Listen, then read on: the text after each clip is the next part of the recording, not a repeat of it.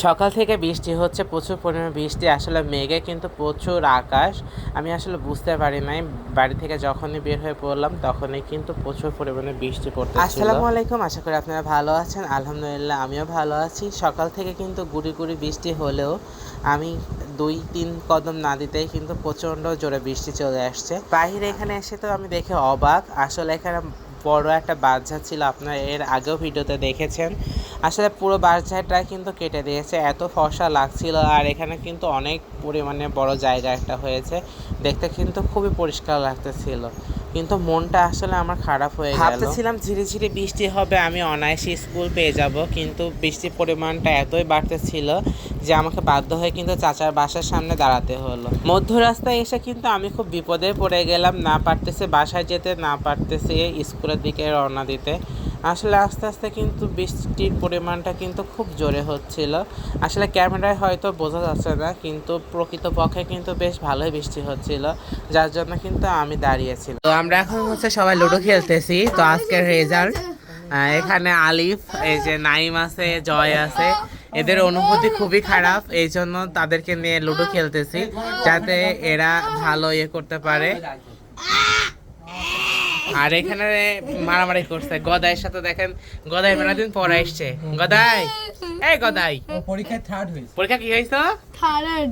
ওরে গদাই বলে থার্ড হয়েছে গদাই। তো এখানে রাফিদার গদাই মারামারি করছে। আর ওদিকে দেখেন রেজাল্টের দেখার একটা অন্যরকম ফিলিংস।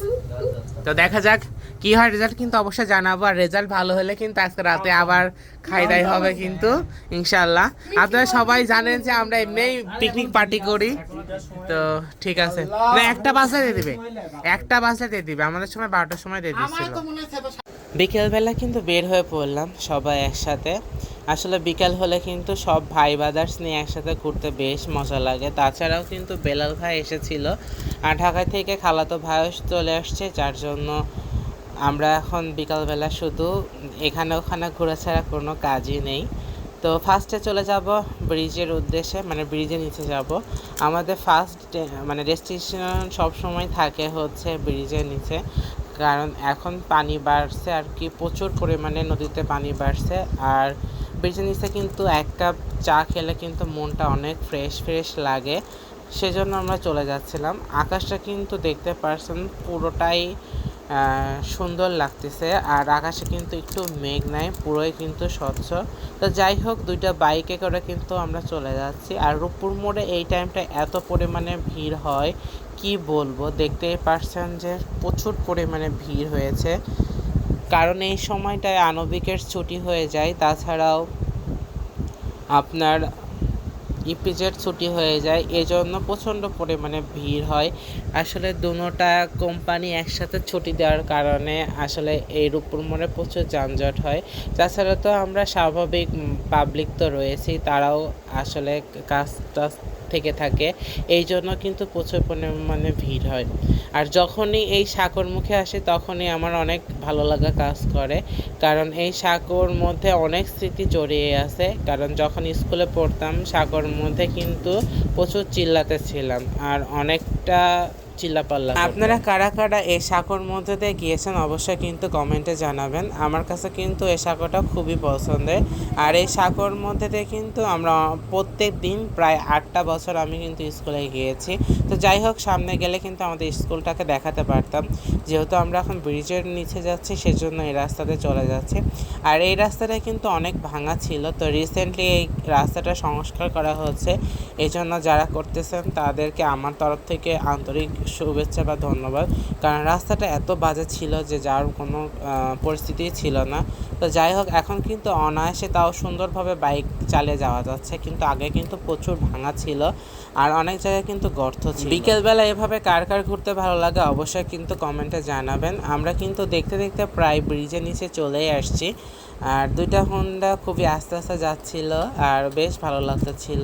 আর সূর্যটা অস্ত যাচ্ছে এই টাইমটা কিন্তু এই জায়গাটা আরও বেশি সুন্দর লাগে।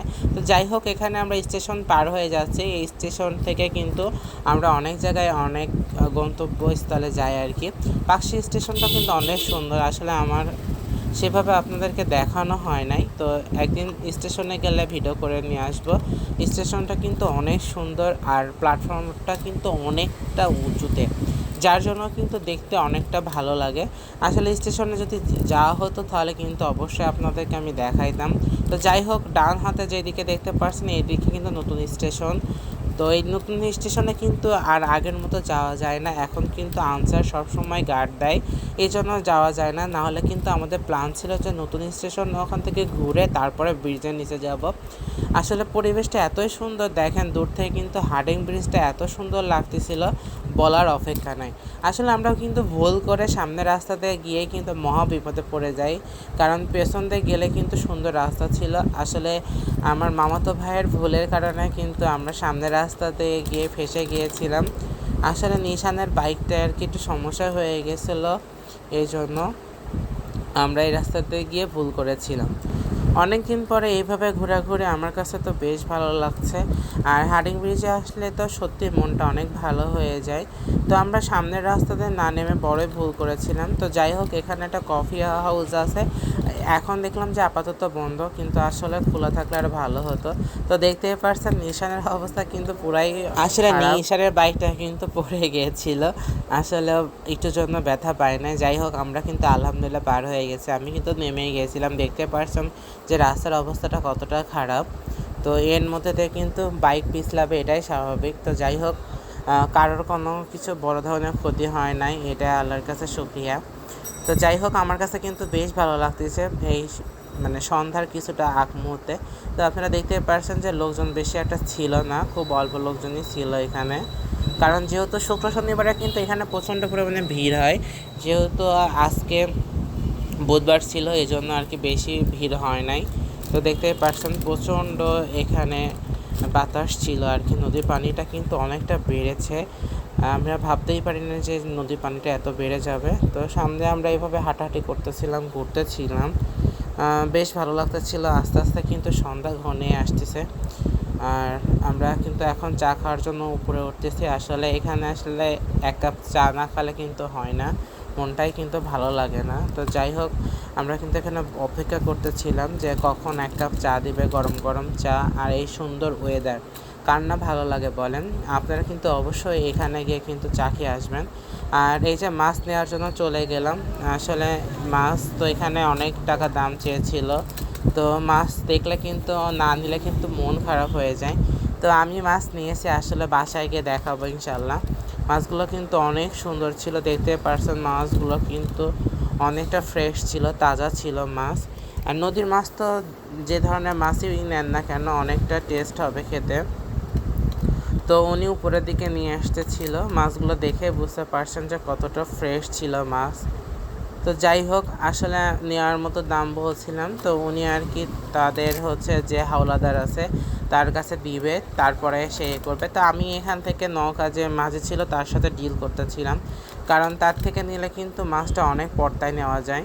তো এখানে মাছগুলো বাস্তা ছিল, মাছগুলো কিন্তু আমি আসলে নাম জানি না, জাস্ট দেখছি যে নদী থেকে মেরে আনছে, এই জন্য আর কি মজা হবে, এই জন্য আর কি নিব। তাছাড়া কিন্তু আমি নাম জানি না সেভাবে। তো বাসাতে নিয়ে আসলাম, তো মাছগুলো কিন্তু দেখতে পাচ্ছেন অনেকটা ফ্রেশ ছিল।